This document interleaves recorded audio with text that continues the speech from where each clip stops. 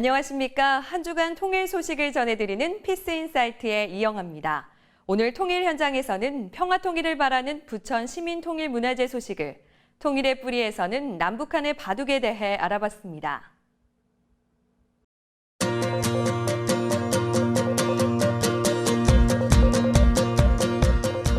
올여름 통일 염원으로 그 어느 곳보다 뜨거웠던 현장을 소개합니다.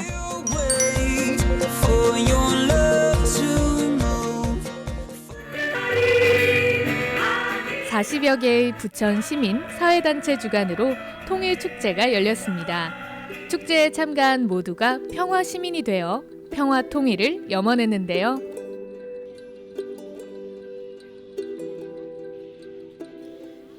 평화를 이야기하는 책을 읽거나 누구나 쉽고 재미있게 어울릴 수 있는 남북 전통놀이를 함께 즐겼습니다.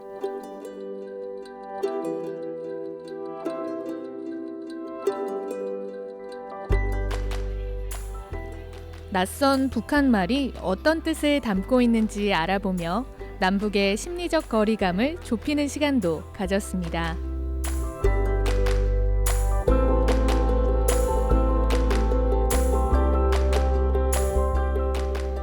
축제가 한창인 가운데 어디선가 맛있는 냄새가 솔솔 풍기는데요. 바로 통일 요리 경연대회 현장. 남북의 특별한 음식들을 선보이려 합니다. 우리가 분단의 아픔을 경험하지 못했기 때문에 우리가 생각하는 통일은 굉장히 막연하고 어떤 구호적인 통일이 아닐까 이런 생각을 해요. 구체적으로 이런 자리들을 통해서 계속 통일에 대해서 이야기해야지만 진짜 통일이 이루어지지 않을까 이런 생각을 합니다. 준비 과정부터 만만치 않았던 떡 케이크인데요. 무궁화 모양의 떡을 빚는 것도 쑥가루로 한반도를 그리는 것도 모두 세심한 주의가 필요합니다. 평소 일상에서 평화와 통일에 대해 고민하거나 이야기 나누기가 생각보다 어색할 때도 있는데요. 오늘 같은 요리 대회를 통해 분단과 평화에 대해 조금은 더 깊게 생각해 볼 수 있을 것 같습니다. 정명실 씨는 아들 수빈이와 통일 요리 대회에 참가했는데요. 하루빨리 남과 북이 어우러지길 바라며 여러 재료가 조화를 이루는 볶음밥을 만듭니다. 서로 이제 살아온 게 좀 틀려서 화합해 가는 데는 시간이 걸리겠지만 나중을 봐서는 굉장히 좋을 것 같습니다. 기름에 튀우는 거예요. 기름에 튀어가지고 그다음에 여기다가서 양념 부추하고 당근 넣어서 양념 만들어가지고 순대처럼 넣는 거예요. 두밥 장사 제가 했어요. 두밥 장사 이북에서 하던 생각이 나요. 탈북민들도 요리 대회에 참가했는데요. 북에서 자주 먹던 두부밥을 이곳에서 만드니 감회가 새롭습니다. 옛날에 좋은 일, 부준 일에 국수를 많이 먹었잖아요. 그거 많이 먹었는데 그거를 부부가 함께 만드는 통일 요리는 어떨까요? 북한에서 많이 먹는 옥수수 국수에 우리의 주식인 쌀로 된 국수를 섞은 통일국수입니다. 통일국수 화이팅! 저희 오므라이스를 변형한 건데 일단 이제 파기름을 만드느라고 남남 북녀를 형상을 시켜서 일종의 이제 두 개의 오므라이스를 만들어서 그 두 개가 서로 만나는 장면을 재현하려고 해요.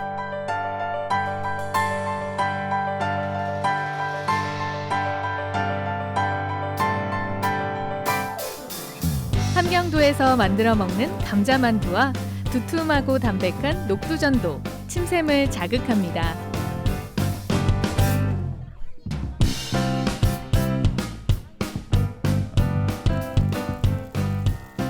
어우렁 더우렁 부침개 완성!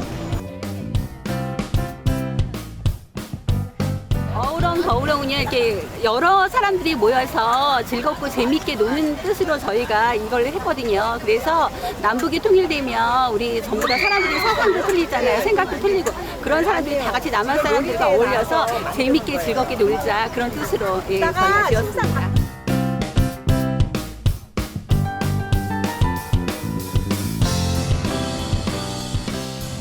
비빔밥 히트다 히트. 낮 최고 기온 34도. 구슬땀을 흘리면서도 분주한 손길은 멈출 줄 몰랐습니다.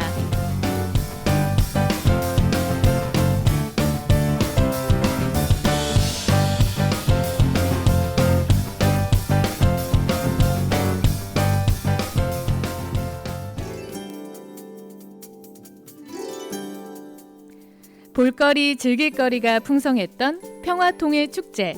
세계 유일의 분단국에서 평화가 무르익어가는 특별한 하루였습니다.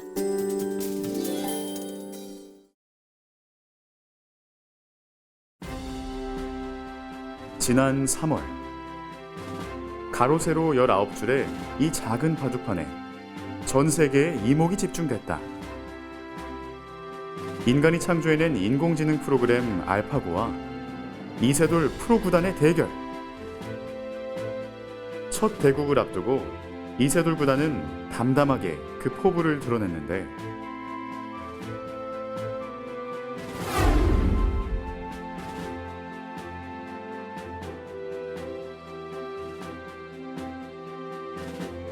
알파고와 이세돌 구단의 세기의 대결은 비록 1승 4패, 기계의 승리로 끝났지만 인공지능에 맞서 끝까지 바둑의 낭만을 지킨 이세돌 기사에 대한 찬사와 함께 바둑에 대한 대중적 관심도 높아졌다.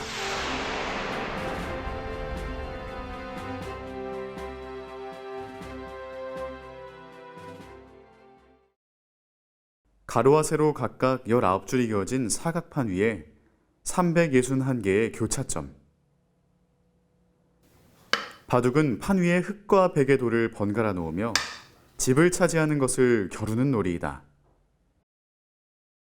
흙돌 한 수, 백돌 한 수 두는 공평한 게임이지만 경기는 매우 치열하게 진행된다. 잘못 놓은 한 수가 악수가 되기도 하고 신의 한 수가 되기도 한다. 마치 인생의 축소판 같은 모습이 사각 바둑판 위에서 펼쳐지는데 나의 수만 생각해서는 절대 이길 수 없다. 상대방의 다음 수, 그 다음 수까지 생각하면서 신중하게 두어야 하기 때문에 겉으론 조용해도 그 어느 경기보다 치열한 게임이 바로 바둑이다. 바둑의 기원에 대해서는 그 설이 분분하다. 고대 중국에서 시작된 후 삼국시대에 한반도로 전래됐을 거란 주장이 학계에서는 정설로 받아들여지고 있다. 삼국사기에 따르면 백제 21대 계로왕은 바둑을 지나치게 즐기다 내정이 어려워지기도 했다고 전해지며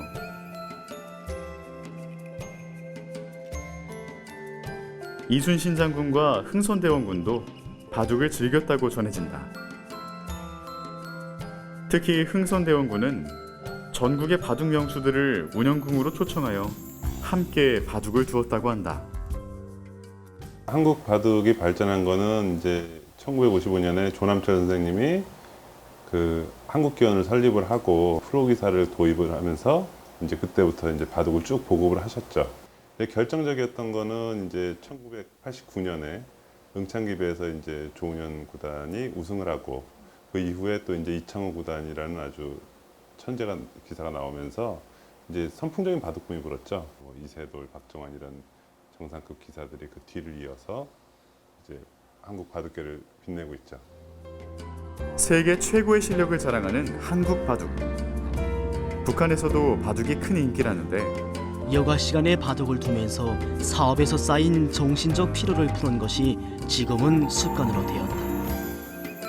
북한에서는 바둑을 두뇌 격술, 두뇌 무술로 보고 태권도나 씨름 등과 함께 무도의 범주로 분류하고 있다. 또한 우리와 마찬가지로 바둑이 어린이들의 집중력과 기억력 등 지적 발달에 중요한 작용을 한다고 보고 유치원에서부터 체계적인 교육을 실시하고 있으며 어린이 바둑 경기 등 다양한 대회를 통해 바둑을 권장하고 있다.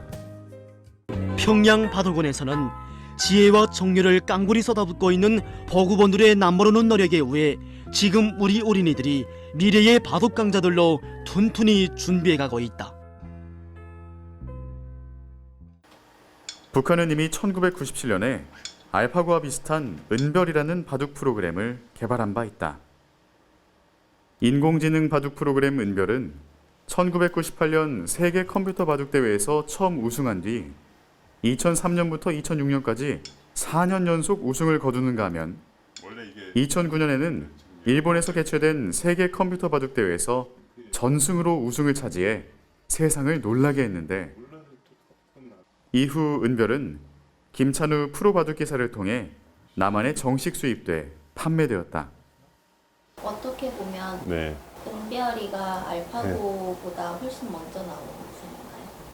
아무래도 그렇죠. 은별은 오래됐으니까요. 제가 이제 그 같이 공동 개발할 당시에도 2009년도, 2010년도죠. 그때 이제 마지막 단계에서는 이제 상당히 성과물이 나오고 있었거든요. 그래서 이 상태로 한 2, 3년만 더 같이 공동 개발을 하면 상당한 수준까지 갈 수 있겠다. 이러고 있었던 차였는데 이제 더 이상 만나지 못하게 됐으니까 상당히 아쉬운 부분이 많죠. 이후 은별은 국제사회에서 자취를 감춰 현재로서는 북한의 인공지능 바둑 수준을 확인할 길이 없다. 이 바둑에서 가장 중요한 핵심적인 건 뭐냐면은 현재 주어진 상황에서 최선을 다하는 거거든요. 현재 주어진 상황이 내가 좀 불리한 상황인데 억지로 공격을 하려고 하면 망하는 거고, 또 반대로 내가 공격해야 되는 상황인데 위축되게 둬도 안 되거든요. 지금 상황이 좀 이제 서로 간에 좀 상당히 좀 어려운 상황이잖아요. 남북 간에.